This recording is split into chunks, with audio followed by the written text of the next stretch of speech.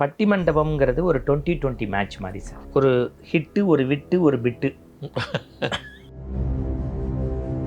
ஒரு பேச்சு எப்படி இருக்கணும்னா அரிசிமா தேங்காய்ப்பூ, அரிசிமா தேங்காய்ப்பூ, குழா புட்டு மாதிரி இருக்கணும். சிரிப்பும் சிந்திப்பும் கலந்தது தான் ஒரு தரமான பேச்சு. பாப்பையா ஐயா போன்றவர்களை உண்டு. இன்றைய இளைஞர்கள் ஒரு 4-5 தலைப்பை வைத்துக்கொண்டு மீண்டும் மீண்டும் ஒரு 10 நகைச்சுவைகளை வச்சு சுற்றி வருகிறார்கள் என்கின்ற ஒரு குறைபாடு இருக்கு. மன்னிக்கணும், இரட்டை அர்த்த வசனம் பேசக்கூடிய பட்டிமன்றங்களே வந்துருச்சு, நிறைய வந்துருச்சு. 2 பக்கமும் குறை இருக்கு சார். நாணயத்தோடையது. ஆர்கனைசரும் சார் நல்ல ஜோக்கா பேசிருங்க, நல்ல ஜோக்கா பேசிருங்க அப்படின்னு சொல்றவங்களும் இருக்காங்க. சேலம் குகைன்னு ஒரு இடம் இருக்கு, 50 வருஷமா மேடை நடக்குது. போனோன்னே சொல்லுவாங்க, சார் கண்டென்ட்டா பேசுங்க சார்பா. 10 நிமிஷம் காம்பேர் பண்ணால் ₹1,00,000 கொடுத்துருவா. பல மணி நேரம் பேசிட்டு போனால் சும்மா அவர் கொடுக்குறத வாங்கி பாருங்கம்மா. ஒரு மிகப்பெரிய இந்த வார்த்தை சாபக்கேடு இந்த சமூகத்துக்கு. சரி, இன்றைய பட்டிமன்ற உலகம் எப்படி இருக்கு? ஏன்னா நான் ஏன் இந்த கேள்வி கேட்குறேன்னா, பட்டிமன்றம் நீங்கள் கொன்றக்கொடி அடிகளால் வந்தவர் இல்லையா? அவர் தான் உங்களை அழைச்சிட்டு வந்து பட்டிமன்ற உலகத்தில் அறிமுகப்படுத்தினார். அந்த மாதிரி ஒரு ஆன்மீக உலகத்துக்கு அவர் ஒரு பெரிய உங்களுக்கு குருநாதர். ஆனால் இன்னைக்கு பட்டிமன்ற உலகம் எப்படி இருக்குது? ஒரு காலத்தில் அறிவுசார் பட்டிமன்றமாக இருந்தது, இன்றைக்கி வெறும் அசட்டு பட்டிமன்றமாகி ஒரு சராசரி கூட்டம் கூட்டிக்கிட்டு அவங்களுடைய டேஸ்ட்டுக்கு ஏற்றாப்புல கைத்தட்டு வாங்கிக்கிட்டு அது ரொம்ப பார்க்கவே ரொம்ப நல்லாவே இல்லை அது. ஸோ இவர்களெல்லாம் கம்பரும் சேக்கிழாரும் பெரிய புராணம் இதெல்லாம் எதுவுமே தேவையில்லைன்னு திருக்குறளும் எதுவுமே தேவையில்லைன்னு ஆயிடுச்சு. ரொம்ப ரொம்ப நயத்தக்க ஒரு வினாவையும், நாங்கள் நெஞ்சுரத்தோடு பேசக்கூடிய நாங்கள் கொஞ்சம் புருவத்தை சுருக்கி தலைகுனியக்கூடிய ஒரு விஷயத்தையும் நேரடியாக எங்களிடத்தில் கேட்டிருக்கிறீர்கள். இதற்கு பதில் சொல்ல வேண்டிய பொறுப்பும் கடமையும் எனக்கு இருக்கிறது. அதே சமயத்தில் எனக்கு இன்றைக்கி நான் உங்கள் படப்பதிவு தளத்துக்கு வரும்போது, என் வாகனத்தில் வரும்போது சும்மா ராசி பலனில் என்னன்னு பார்த்தேன். நண்பர்களால் சோதனை போராத நேரம்னு எனக்கு போட்டிருந்தது. அரசியல்லேருந்து தப்பி ஆன்மீகத்துக்கு வந்தால் ஆன்மீகத்திலையும் போகிறதுக்கு முன்னாடி ஒரு கிடுக்குப்பிடி இலக்கிய கேள்வியை போட்டிங்க. உண்மைதான், நீங்கள் சொன்ன அடிகளாரும் ராதாகிருஷ்ணனும் ஜஸ்டிஸ் இஸ்மாயிலும் ஆசாஞானம் சம்பந்தமும் சத்தியசீலன், அறிவொளி, ஆவா ராஜகோபாலன், பேராசிரியர் நமச்சிவாயம், இத்தனை பேரே இன்றைய அடுத்த தலைமுறைக்கு தெரிவதற்கு வாய்ப்பு இல்லை. நான் சாமியோடு பேசினபோது என்ன தலைப்பில் பேசியிருக்கேன்னா, சுந்தரர் வாழ்வில் இறைவன் தோன்றியதன் நோக்கம் சுந்தரர் வாழ்வில் மாற்றம் காணவா, சுந்தரர் வாழ்வில் மூலம் தமிழகத்தில் மாற்றம் காணவான்னு கொடுப்பாரு குன்றக்குடி பெரியசாமி. என்றும் வேண்டும் இன்ப அன்புன்னு கடிதம் போடுவார். பிரான்மலையில் பட்டிமன்றம், பிள்ளையார்பட்டியில் வந்துவிடுன்னு. இந்த தலைப்பை சொல்கிறதுக்கே 2 நாள் ஆகும். நான் மேடையில் சொல்லுவேன், சாமி இது மாதிரி கொடுத்தீங்கன்னா எங்களுக்கு தலைப்பை சொல்கிறதுக்கே ஆடியன்ஸ் அதுக்குள்ளே வீட்டுக்கு போயிட்டு, அது நாங்கள் நகைச்சுவையாக சொன்னாலும் கூட, முதலில் இலக்கியவாதிகள் ஒரு குடும்பமாக இருந்த காலகட்டம். இன்றைக்கி பேராசிரியர் அப்துல் காதர்னு ஒருத்தர் மின்னி மிளிர்கின்றாரே, அவரை தன் வீட்டில் அமர்த்தி உணவு கொடுத்து தமிழ்ப்பாளையம் சேர்த்து கொடுத்தவர் குடுமி ராதாகிருஷ்ணன் சார். அவரே மேடையில் பதிவு செய்கிறார். அப்துல் ரஹ்மான் போன்றவர்கள் ஆசாஞாவிடத்தில் கேட்காத பெரிய புராண செய்திகள் கிடையாது. அப்படியெல்லாம் இலக்கிய உலகம். இன்றைக்கி நீங்கள் சொல்கிறீங்களே, சத்தியசீலன், அறிவொளி, ஆவா ராஜகோபாலன், சொல்விலங்கும் பெருமாள், சக்தி பெருமாள், இன்றைய பேராசிரியர் சுகீசிவம் வரைக்கும் எல்லாரையும் வளர்த்து விட்ட பெருமை பேராசிரியர் ராதாகிருஷ்ணன் அவர்களுக்கு உண்டு. அவங்கெல்லாம் மேடையில், இப்போ நானே எனக்கு முந்தைய தலைமுறை இவங்களுக்கெல்லாம் அந்த வாய்ப்பு இல்லை. பேராசிரியர் நமச்சிவாயம் அவர்களோடவோ அப்பையா சாரோடையோ சொல்விளங்கும் பெருமாள் இவங்களெல்லாம், பேராசிரியர் தி ராஜகோபால்னு சென்னையில் ஒரு மிகச்சிறந்த, அப்படி அவர் மேடையில் பேசினார்னா ராவணன்னா அப்படி அந்த குரல் எடுத்தே பேசுவார், சுரபத்மன்னா அப்படி பேசுவார். அந்த மாதிரி இளம்பரை மணிமாறன், சரஸ்வதி ராமநாதன், நாஞ்சில் நெடுமாறன், கோ சாரங்கபாணி, பேராசிரியர் ஞானசம்பந்தம், சண்முக வடிவேல், ஆவுடையப்பன், அப்படியே அந்த பட்டியல் போட்டுக்கிட்டிங்கன்னா அது சாரங்கபாணி மாதிரிலாம் ஒரு பேச்சாளர் இவங்கெல்லாம் பார்த்துருக்கவே முடியாது. நின்ன இடத்துலேருந்து பாட்டு சொல்வார், நகைச்சுவை சொல்வார், கருத்து சொல்வார். கீரனுடைய பேச்சை அவர்கள் கேட்டிருக்க மாட்டாங்க. வாரியார் சுவாமிகள் கீரன் இப்போ இந்த செய்தியை நீங்கள் அப்படியே போடணும். கண்டேன் அப்படின்னு சொல்லுவார். கண்டேன்னா தமிழில் வியத்த. ராமாயணத்தில் பாருங்க, இவ்வண்ணம் நிகழ்ந்த வண்ணம் இனி இந்த உலகுக்கெல்லாம் மைவண்ணத்து அரைக்கி போரில் மடைவண்ணத்து அண்ணலே உன் கைவண்ணம் அங்கு கண்டேன், கால் வண்ணம் எங்கு கண்டேன் சொல்லிட்டு என்ன சொல்வார், பொதுவாக ஆம்பளை அன்பாக இருக்கும்போது அணைக்கிறதும் கோவப்பட்டால் உதைக்கிறதும் மரபு. அணைக்கிறது கையில், உதைக்கிறது காலில். ஆனால் அணைக்க வேண்டிய கையால் தாடகை என்கின்ற பெண்ணை அடித்தான், உதைக்க வேண்டிய காலால் கால் துகளில் அகலிகை என்கின்ற பெண்ணை சாப விமோச்சனம் கண்டான், வியந்தேன் அப்படிம்பார். அப்படியே ஆடியன்ஸ் கைத்தட்டும். இந்த மாதிரி பாட்டு சொல்லி கம்பராமாயண மேடை ஜஸ்டிஸ் இஸ்மாயில் சாரோட நான் பயணப்பட்டிருக்கேன். 7 ஆண்டு அவருக்கு ஒரு வாரப்பத்திரிகையை படித்து அவருக்கு கொஞ்சம் பார்வை குறைந்த சமயங்களில் அதுக்கு என்னம்னா அவர்கள்லாம் ஒரு ஆசிரியர் மாதிரி எங்களோட இருந்தாங்க.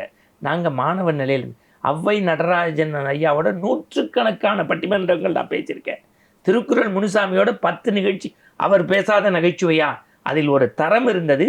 அதற்கு பிறகு அது வெகுஜன ஊடகத்தில் கொண்டு வந்த பெருமை பாப்பையா ஐயா போன்றவர்களை உண்டு. இன்றைய இளைஞர்கள் ஒரு 4-5 தலைப்பை வைத்து கொண்டு மீண்டும் மீண்டும் ஒரு 10 நகைச்சுவைகளை வச்சு சுற்றி வருகிறார்கள் என்கின்ற ஒரு குறைபாடு இருக்கு. இலக்கியமே போயிடுச்சு. அப்ப இருக்கு, இலக்கியமும் போயிடுச்சு, புராணமும் போயிடுச்சு. நான் இப்போ சில பேர்களை சொல்கிறேன் பாருங்க. சரவணன் ஒரு தம்பி வள்ளலார் பற்றி பேசுகிறான். கோ சதீஷ்குமார்னு இலக்கியம் பற்றி பேசுகிறான். காளிதாசன்னு கடலூரில் ஒரு பையன் எந்த காமராஜரோ கக்கனோ ஜீவானோ சொன்னால் கண் முன்னாடி கொண்டு வந்து நிறுத்துறாரு. அக்ஷயான்னு ஒரு பொண்ணு, மலர்விடின்னு ஒன்று பொண்ணு, அடுத்த தலைமுறையிலே சுதா சேஷையன் மாதிரி, பாரதி பாஸ்கர் மாதிரி, வழக்கறிஞர் செம்மாந்து பேசக்கூடிய சுமந்தி மாதிரி, இப்போ கவிதா ஜவஹர்னு ஒரு அம்மா கண்டென்ட்டாக அப்படி இருக்கத்தான் செய்கிறார்கள். ஆனால் இந்த கேக்கு மேலே இருக்கக்கூடிய செர்ரி பழம் மாதிரி அங்கொன்றும் இங்கொன்றும் இருக்கிறார்களோ என்கின்ற அச்சம் உங்களை போன்றவர்களுக்கு இருக்கிறது. நான் மீண்டும் அடுத்த தலைமுறை சோசியல் மீடியாவை தரனா இந்த மாதிரி பட்டிமன்றங்கள் தான் நிறைய வருது, அள்ளிட்டு வருது. இது நீங்கள் மன்னிக்கணும், இரட்டை அர்த்த வசனம் பேசக்கூடிய பட்டிமன்றங்களே வந்துருச்சு, நிறைய வந்துருச்சு. ஆனாலும் இப்போ எங்களுக்குன்னு மாதம் 10 கூட்டம் போகிறோம்ல. நாங்கள் சென்னை ட்ரிப்ளிகன் ஹியூமர் கிளப்லையும் போய் பேசுகிறோம், ரோட்ரியில் பேசுகிறோம், லயன்ஸில் பேசுகிறோம், காலேஜில் இண்டக்ஷன் பேசுகிறோம், இண்டஸ்ட்ரியில் போய் மோட்டிவேஷன் கிளாஸ் எடுக்கிறோம், இதை தாண்டி ஆன்மீகம் எடுக்கிறோம். யாரையும் நாங்கள் போட்டியாக கருதுவதில்லை. நீங்கள் படிச்சுக்கிட்டே இருந்து பண்போடு இருந்தீங்கன்னா உங்களுக்கான மேடையின் கதவு என்றைக்கும் திறந்திருக்கிறது. ஆனால் இந்த கேள்விக்காக அடுத்த தலைமுறையினுடைய சில தலைப்புகளை மட்டும் வைத்துக்கொண்டு அந்த சுட்ட தோசையே சுட்டு ஊற்றின எண்ணெயே ஊற்றி திருப்பியும் செய்வது எப்படி பொரிச்ச எண்ணெயிலேயே சாமான் பொரிச்சா உடலுக்கு கெடுதோ, வெறும் மாவை வைத்துக்கொண்டு அரைத்திருந்தால் மனிதனுக்கு கேடு. பட் இந்த சராசரி மக்களை திருப்தி பெற்றுனா போருங்கிற லெவலுக்கு வந்துட்டாங்களா பட்டிமன்ற பேச்சாளர்கள்? 2 பக்கமும் குறை இருக்குது சார். நாணயத்தோடையது. ஆர்கனைசரும் சார் நல்ல ஜோக்காக பேசிடுங்க, நல்ல ஜோக்காக பேசிடுங்க அப்படின்னு சொல்கிறவங்களும் இருக்காங்க. சேலம் குகைன்னு ஒரு இடம் இருக்குது, 50 வருஷமாக மேடை நடக்குது. போனோன்னே சொல்கிறாங்க, சார் கண்டென்ட்டாக பேசுங்க சார்பாங்க. 2000 பேர். இப்போ போன மாதம் நான் காரைக்குடியில் பல உள்ளூர்களில் நீங்கள் குடிபெற அந்த நாடியம்மன் கோவில் நிறைய அந்த பக்கம் பார்த்தீங்கன்னா நகரத்தார்கள் அப்படி உட்காந்து இலக்கியம் ரசிக்கிறாங்க, எப்பவுமே கேட்பாங்க, ஆன்மீகம் கேட்குறாங்க. திருநெல்வேலி தூத்துக்குடி சைடு போனீங்கன்னா அப்படி உட்காந்து சார் புதிய புதிய செய்திகள் சொல்லுங்கள் சார், இப்படி ஒரு சாரார் இருக்க தான் செய்கிறாங்க. இப்போ இளைஞர்களுக்கு தன்னம்பிக்கை நிகழ்வுக்கு போகும்போது கொஞ்சம் அவர்களை கலகலப்பு ஊட்டுவதற்கு, அதாவது இந்த தேன் குழைத்து கொடுக்கறது மாதிரியும் வாங்கல்ல கேப்சூல், இப்போ அது போயிட்டு வெறும் இதே 2 பக்கமும் குறை இருக்குது. பேச்சாளர் பக்கமும் இருக்குது, ஆர்கனைசர் பக்கமும் இருக்குது. ஒரு பேச்சு எப்படி இருக்கணும்னா அரிசிமா தேங்காய்ப்பூ, அரிசிமா தேங்காய்ப்பூ குழாப்புட்டு மாதிரி இருக்கணும். சிரிப்பும் சிந்திப்பும் கலந்தது தான் ஒரு தரமான பேச்சு. சரி, உங்களை மாதிரி ஆன்மீக பேச்சாளர் இருக்காங்கல்ல, அவங்கெல்லாம் எல்லாருமே ஒரு அரசியல் சார்பு நிலை எடுத்து பேசுகிறாங்க. ஜாடம் மாடையாக அவங்க சார்ந்த கட்சியை ஆதரித்து பேசுகிறாங்க. திமுக தோல்வி அடைஞ்சுன்னா அது என்னமோ இவங்க சொந்த தோல்வி போல், சொந்த சோகம் போல் அது கடந்து புலம்புறாங்க. அது ஒரு கோஷ்டி. இன்னொரு பக்கம் பார்த்தீங்கன்னா உங்களை போன்றவர்கள் வெளிப்படையாக பிஜேபிக்கு ஆதரவாக பேசியிருக்கீங்க நிறையா. ஏன் நீங்கள் சார்பு நிலையை எடுக்கிறீங்க? உங்கள் வேலை அது இல்லை. ஆமாம், இப்போ ரொம்ப நியாயமான கேள்வி. நான் மீண்டும் இந்த நேர்காணலில் அதை உடச்சி சொல்கிறேன். நீங்கள் யாரை சில பேரை குறித்து சொல்கிறீங்கிறதும் தமிழ்நாட்டு மக்கள் யூகிச்சுப்பாங்க. நான் மீண்டும் சொல்கிறேன், மோடி என்கின்ற அண்ணாமலை என்கின்ற தனிநபர்களின் மீதான தேசத்தை வழிநடத்துவதற்கான பற்றின் காரணமாக பேசப்பட்டது. நான் வார்ப்பில் அன்பில் நான் உருவாக்கப்பட்டதற்கான நெஞ்சுரத்தை உருவாக்கியவர் புரட்சித் தலைவி அம்மா அவர்கள். எந்த அரசியல் இயக்கங்களோடு இன்று வரைக்கும் எனக்கு எதுலேயும் உறுப்பினர்கிட்ட கிடையாது, எதுலேயும் நான் கிடையாது. நீங்கள் பண்ணிக்கலாம், ஆராய்ந்து பார்த்துக்கலாம், கேட்டுக்கலாம். ஆனால் அதிமுகவிட பல அமைச்சர் பெருமக்கள் என்னுடைய அன்புக்கு பாத்திரமானவர்கள். அவர்கள் வீட்டு பிள்ளை மாதிரி எத்தனையோ பேருக்கு புரட்சித் தலைவி அவர்கள் சொல்லி சட்டமன்ற உரையை அடியேன் எழுதி கொடுத்திருக்கிறேன் என்பதையும் மறுக்காமல் பதிவு செய்கின்றேன். இது அவர்களுடைய சில நிலைப்பாடு, சில இயக்கங்களை பிடித்து கொண்டு சில கருத்துக்களை அவர்களோடு வெளிப்படுத்தி கொண்டு சில பாராட்டுக்கு பரிசுக்கு, இது அவர்களுடைய மனித தன்மையை பொறுத்து இருக்கு. நாம் எல்லாரிடத்திலும் இருக்கக்கூடிய நல்லவற்றை எடுக்கின்றோம், சுட்டி காட்டுகின்றோம், குறைகளையும் நெஞ்சுரத்தோடு சொல்கின்றோம். அடுத்தது இந்த ரன்னிங் காமெண்ட்ரி, ஆன்மீக சொற்பொழிவு, பட்டிமன்றம், இது எப்படி வேறுபடுத்துறீங்க? ஏன்னா ஆன்மீக சொற்பொழிவு இந்த ரன்னிங் காமெண்ட்ரி கொடுக்கும்போது கோயில் கும்பாபிஷேகம் அது சம்மந்தமாக நீங்கள் கொடுக்கும்போது இதுக்கு வந்து 2 மணி நேரம் 3 மணி நேரம் கொடுக்கணும். அதுக்கு ஒரு சிறந்த பயிற்சி வேணும், அந்த புராணத்தை சரியாக தெரிஞ்சுக்கணும். எப்படி சமாளிக்கிறீங்க? உங்களை மாதிரி ஒரு சில பேர் மட்டும்தான் அதை செய்கிறாங்க. பட்டிமண்டபம்ங்கிறது ஒரு 20-20 மேட்ச் மாதிரி சார். ஒரு ஹிட்டு, ஒரு விட்டு, ஒரு பிட்டு, அப்படி போயிடலாம். ஒரு 2 செய்தியோடு நம்ம போகணும், அவங்க சொல்கிறதுக்கு கவுண்ட்ரு போடணும், ஒரு ஜோக்கு, ஆடியன்ஸுக்கு அங்கே உள்ள களத்துக்கு தகுந்த மாதிரி ஆன் த ஸ்பாட் எக்ஸ்டம்பர் சொல்கிறது. ஆனால் வாரியார் பாணியில் சொல்லணுன்னா, இது வாட்டர் டேங்காக இருந்தால் இது பைப்பாக திறந்து விட்டால் வந்துடும், அது பட்டிமன்றம்.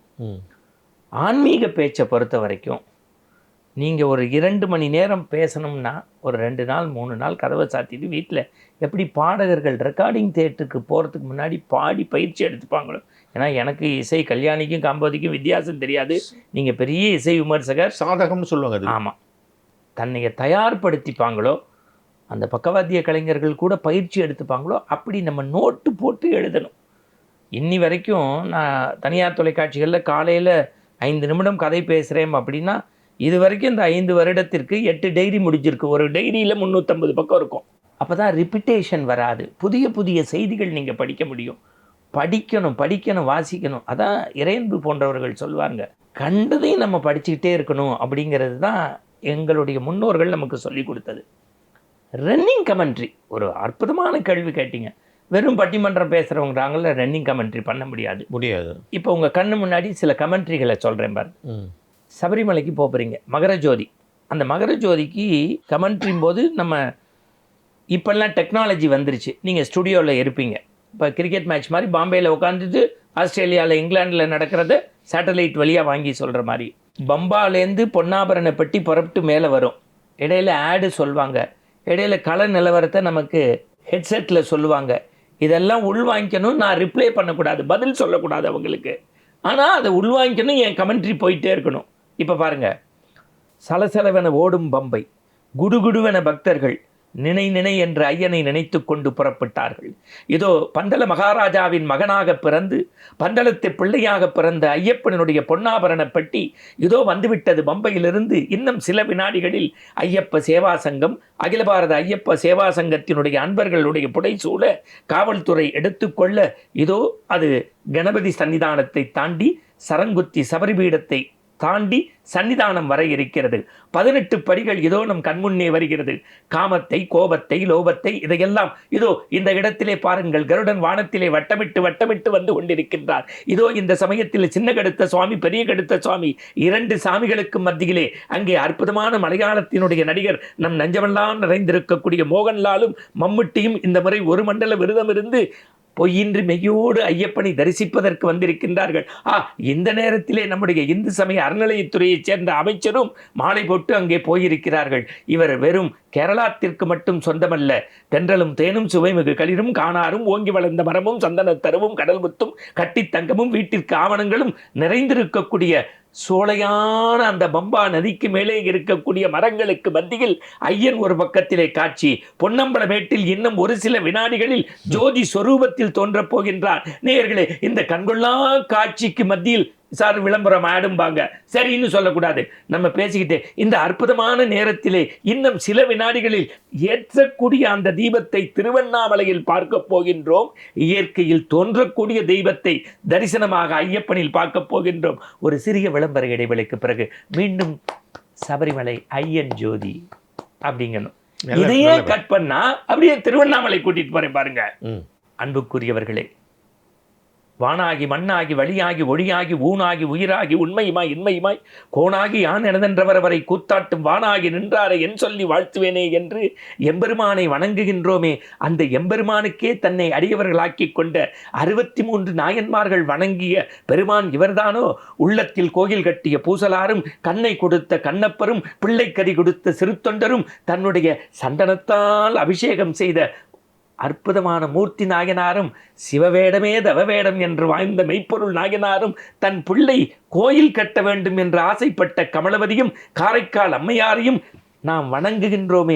அந்த அடியார் பெருமக்களே வணங்கிய சிவபெருமான் இதோ இந்த கோவிலினுடைய வாசல் புறத்திலே வேலுண்டு வினையில்லை மகிழுண்டு பயமில்லை கந்தா கடம்பா கதிர்வதி வேளா என்று சொன்ன முருகப்பெருமானுடைய அருளை பெற்ற பாம்பன் சுவாமிகளுடைய 6666 பாடலை போல, குமார தவத்தை போல, சண்முக கவசத்தை போல இதோ அருணகிரி பெருமானுக்கு காட்சி தந்த அந்த முருகன் இந்த பக்கத்திலே, அங்கே கற்பகப்பட்டியில் மட்டுமல்ல விநாயகர், இதோ இங்கு திருவண்ணாமலையிலும் இருக்கின்றார். இதோ இந்த இடத்திற்குள் பாருங்கள், எத்தனை ரமண அடியார்கள் உள்ளே வந்து கொண்டிருக்கின்றார்கள். இந்த பக்கத்தில் பார்த்தால் விசிறிசாமியாருடைய பக்தர்கள், இந்த பக்கத்தில் ரமண மகரிஷி பக்தர்கள், நடுவிலே வந்து சேஷமகானுக்கு அரோகரா என்று சொல்ல சேஷாத்ரி பக்தர்கள், இன்னொரு பக்கத்திலே உண்டு கொடுப்போர் உயிர் கொடுப்போரே என்று சொல்லக்கூடிய அன்னதானத்தை வாரி வழங்குகின்றார்கள் பர்வத ராஜகுமார குலத்தவர்கள். இதோ கேமரா 3 வாயிலாக நமக்கு கண்கொள்ளா காட்சி கிடைக்கின்றது.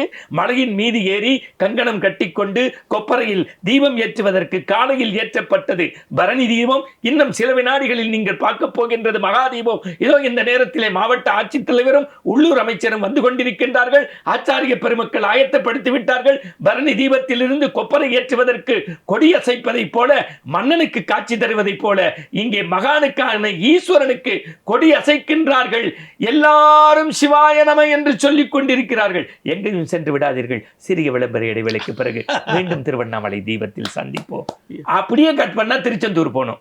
அதாவது எதுக்கு சொல்றேன்னா, இந்த ஸ்டாமினா இருக்கணும், அந்த விஷயங்கள் தெரியணும் இருக்கணும். நீங்க புராணம் படிச்சிருக்கணும். அந்த விஷயங்கள் ஒரு 2 மணி நேரம் நீங்க சொல்லணும் அப்படின்னா ஒரு 4 மணி நேரம் ஹோம்ஒர்க் பண்ணணும். ஒரு 2 நாள் உங்கள் மைண்டை இது ஆனால் இதில் என்ன வேடிக்கைன்னா, 10 நிமிஷம் காம்பேர் பண்ணால் ₹1,00,000 கொடுத்துருவான். பல மணி நேரம் பேசிட்டு போனால் சும்மா அவர் கொடுக்குறத வாங்கி பாருங்கம்பா. இதெல்லாம் ஒரு மிகப்பெரிய இந்த வார்த்தை சாபக்கேடு இந்த சமூகத்தில்.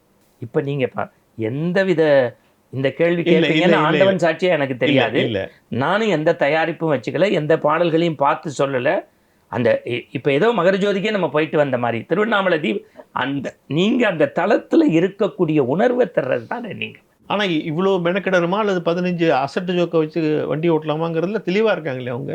என்னை பற்றி 4 பேர் வாழ்த்தும் போது 2 கமெண்ட்டையும் கீழே போடுறதுக்காகவே நீங்கள் கேள்வி கேட்குறீங்க. இருந்தாலும் சொல்கிறேன், இதை பார்க்கும்போது அவர்கள் ஒரு பயிற்சி எடுத்து எங்களுக்கெல்லாம் ஒரு காலத்தில் மேடைக்கு நான் சார் நான் இப்படி சொல்கிறேன் சார், மேடை பேச்சாளருக்கு இந்த வார்த்தை ஒரு 30 அடியில் ஏறி பெயிண்ட் அடித்து பண்ணுறவன் கீழே இறங்கினோன்னு கூலி வாங்குறான்ல. ஆமாம். அந்த மாதிரி நம்ம பேசினோன்னு கை நிறைய காசு பாராட்டு வாங்குறோம்ல, இந்த கூலிக்கு நம்ம உருப்படியாக படிச்சுட்டு போய் 4 செய்தி சொல்லணும் சார். நீங்கள் சொல்கிறதே கூட திரும்பி சொல்லுங்கள், அதை மக்களுக்கு புரிகிற வகையில் எளிக்கும். இன்னும் சொல்லப்போனால் இலக்கிய சுடர் ராமலிங்கம்னு அடுத்த தலைமுறைகள் வரணும்னு ஆசைப்பட்டார். மாதுன்னு உங்களுக்கு திருச்சி ராதாகிருஷ்ணன் சாருடைய அவரை மாதிரி இன்னைக்கு அரசியல்வாதிகளோட இலக்கியவாதிகள் பெரிய பாலிட்டிக்ஸ் ஆகிட்டாங்க. இன்னும் சொல்லப்போனால் ஒரு காலத்தில் Gnanasambandan sir, Suki Sivam sir, Rajagopal sir, இவங்களுக்கெல்லாம் அவங்க வீட்டு பிள்ளைகளாக நான் பாவித்தவர்கள். ஆனால் பெரிய சான்றோர்களுக்கு எது உண்மை எது பொய்யின்னே தெரியாத முகங்களாக இன்றைக்கு மாறிவிட்டது. சில சமயம் புகழ், பணம், இந்த பாராட்டு கண்ணை மறைக்கின்ற போது நமக்கு அச்சமாக இருக்கிறது.